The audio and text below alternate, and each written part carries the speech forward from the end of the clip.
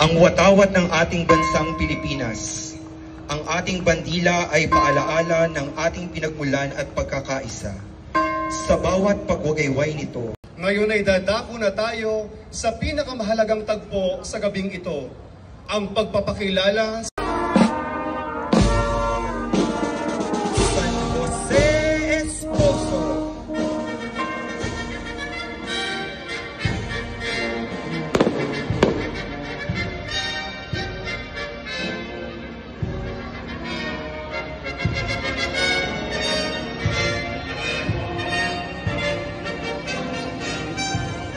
Señora del Rosario de Urdaneta.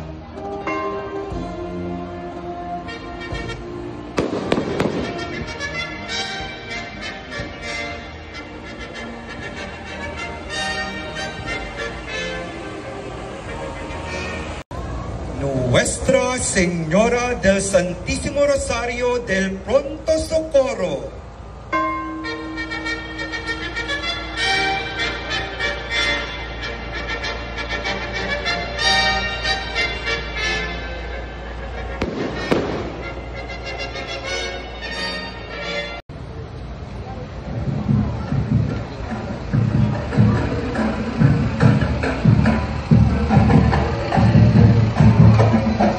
Nuestra Señora del Santísimo Rosario de Amaya.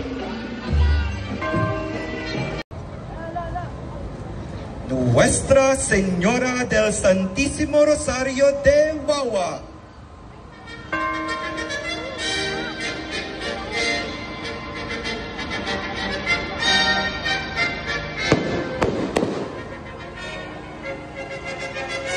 Ipanalangin mo kami.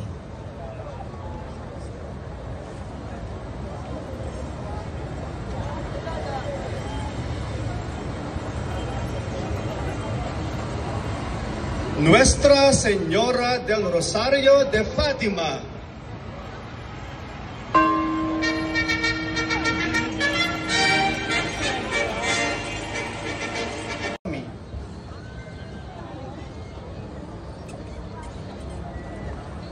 Nuestra Señora del Rosario, Virgen Milagrosa de Orani.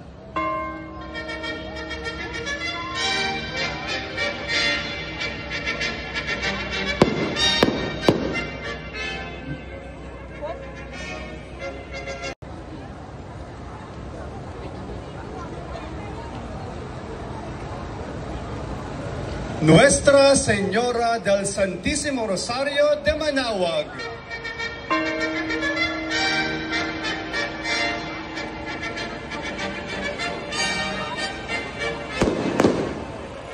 Dalangin mo kami.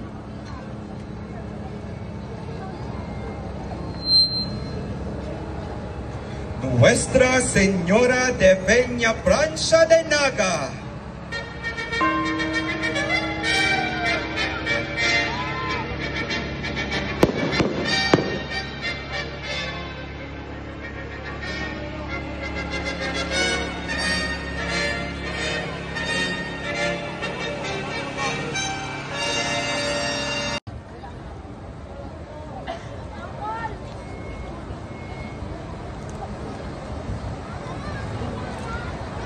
Nuestra Señora del Santísimo Rosario, La Naval de Manila.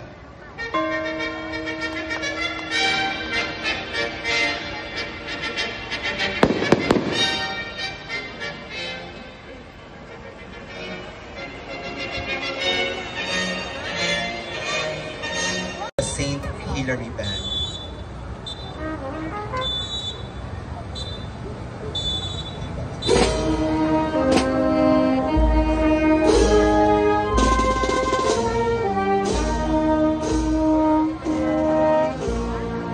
Nuestra Señora del Rosario de Fátima de Binakayan.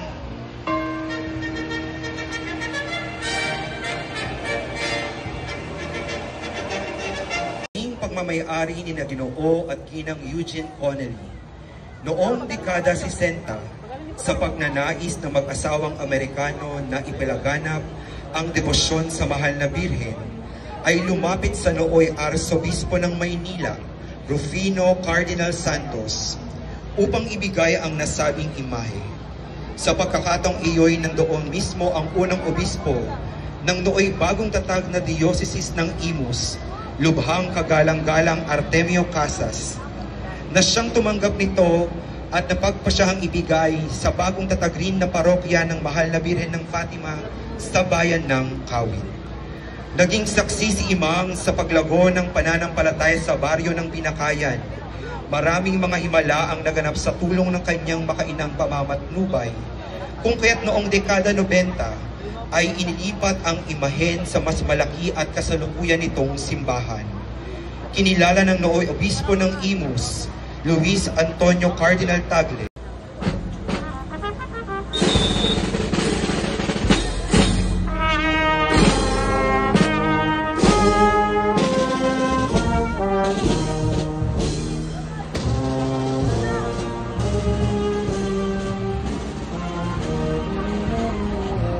Nuestra Señora de la Soledad de Portavaga, Reina de Cavite.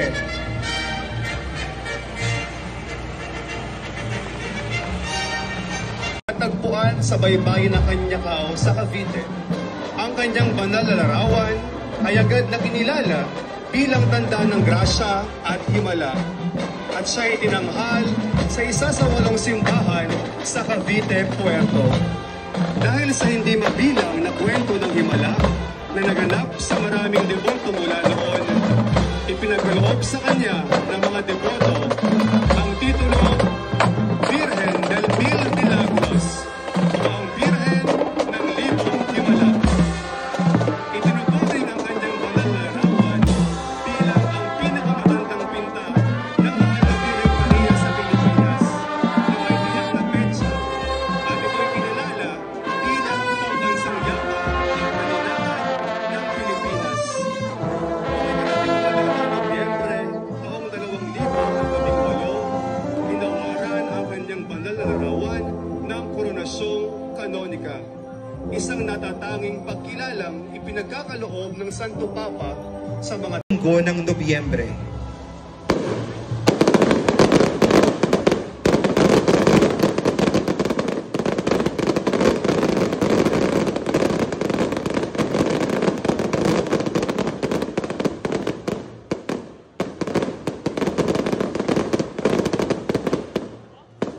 Bilang ina, siya ang ating inaasahan sa panahong tayo'y nalulumbay at nawawalan ng pag-asa. Bilang reyna, siya ang nangunguna at gumagabay sa ating paglalakbay patungo sa kabanalan. At bilang patrona ng buong lalawigan ng Cavite, siya ang nagsisilbing tanggulan at tagapamagitan ng kanyang mga anak sa tuwina. Ngayong gabi, sa ating sama-samang paglalakbay sa banal na prosesyon, naway muling maging buhay sa ating puso ang diwa ng pananampalataya, pagsisisi at pag-asa, sapagkat kasama natin ang ating ina sa ilalim ng krus, ang ating reyna at patrona, Nuestra Señora de la Soledad de Portavaga, Reina de Cavite, Luz de Filipinas. Nuestra Señora de la Soledad de Portavaga, Reina de Cavite, ipanalangin mo kami. Ang imahe na ito ng Birhen ng Soledad de Portavaga ay nasa pangangalaga ng Cofradia de la Virgen de la Soledad de Portavaga Incorporated sa pangunguna ni Ginoong Jonel Ryan I. Enriquez. Nagpapasalamat po tayo sa mga delegasyon ng mga Birhen ng Soledad de Portavaga ng Cavite City sa pagdalaw ng gabi sa ating posisyon at country. Kaya din po sa Cofradia de la Virgen de la Soledad de Portavaga sa pangunguna ng kanilang Pangulo, ang ating mabuting kaibigan, Ginoong Jonel Ryan I. Enriquez. Hingahan ng mga pari.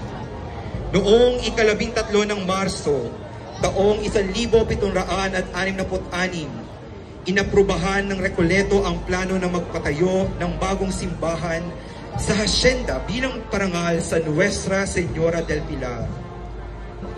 Noong ika-3 ng Oktubre, taong 1775, ang Imus ay opisyal na nahiwalay bilang isang malayang parokya mula sa Cavite El Viejo, na ngayon ay Kawit, Cavite, na nagbigay daan upang mas lalo pang umunlad ang debosyon sa Nuestra Señora del Pilar bilang patrona ng bagong tatag na parokya. Noong taong 2011, kinilala ni Papa Benedicto XVI ang petisyon at mga ulat ng milagro ng mga deboto at pinahintulutan ang kanonikal na koronasyon ng imahe sa pamamagitan ng isang bulan. Isinagawa ang koronasyon kanonikal noong ika-3 ng Disyembre 2012 sa Katedral ng Imus ni Cardinal Luis Antonio Tagle, kasabay ng pagdiriwang ng ginitoang jubileyo ng Dioceses ng Imus. Ang imahe na ito ng Mahal na Birhen del Pilar ay nasa pangangalaga ni Ginoong Rafael Alarcon ng lungsod ng Imus. Nuestra Señora del Pilar de Imus, Ipanalangin mo kami. Nagpapasalamat din po tayo sa mga delegasyon ng Mahal na Birhen del Pilar ng lungsod ng Imus sa pagdalo ngayong gabi sa ating prosesyon and grande.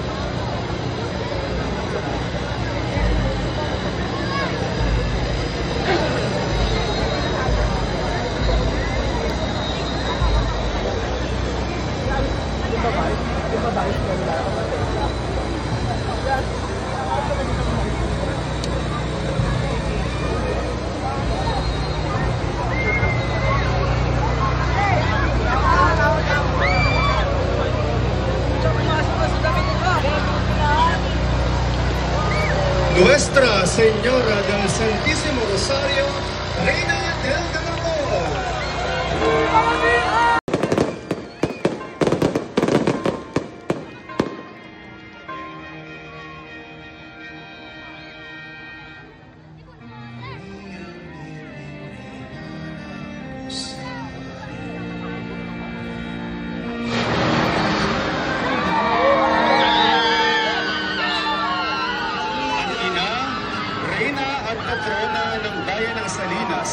Ang nag-iisang Reina del Caracol.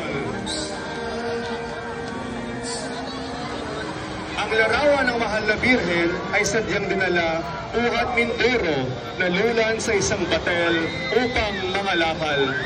Sumuong sa isang napakalakas na bagyo ang mga mangangalakal banaag patungong Maynila. Ang pinuno ng mga tripulante ay bumaba sa kabanya, isang silid sa ilalim ng batel upang tingnan kung mayroong maililigtas na gamit.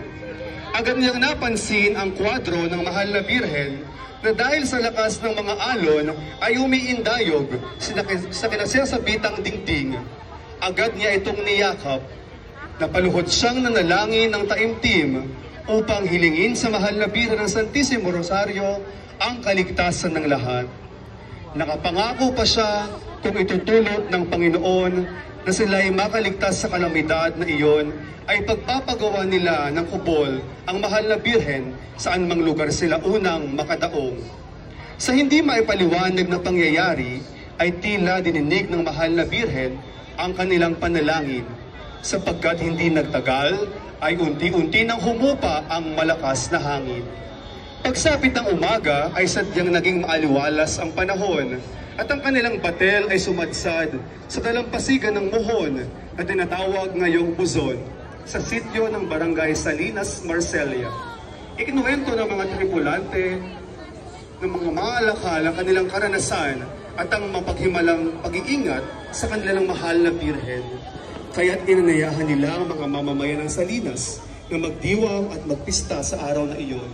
Sa masayang tugtog ng banda, umindak ang lahat at isinayaw ng mga tripulante ang larawan ng mahal na Birhen. Humiling sila ng isang lugar upang isakatuparan ng mga tripulante ang kanilang pangako, at sa tulong ng mga taga-Salinas ay naitayo ang isang kubol na yari sa kawayan at mga kahoy na galing sa kanilang batil.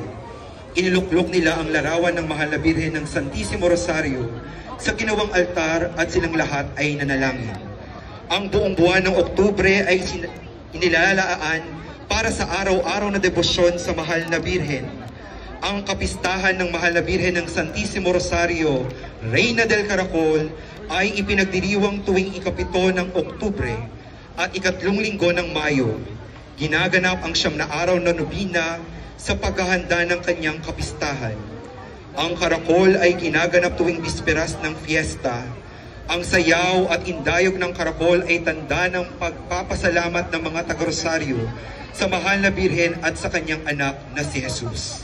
Ang larawan ng mahal na Birhen ay ginawaran ng Koronasyong Episkopal noong taong 1975.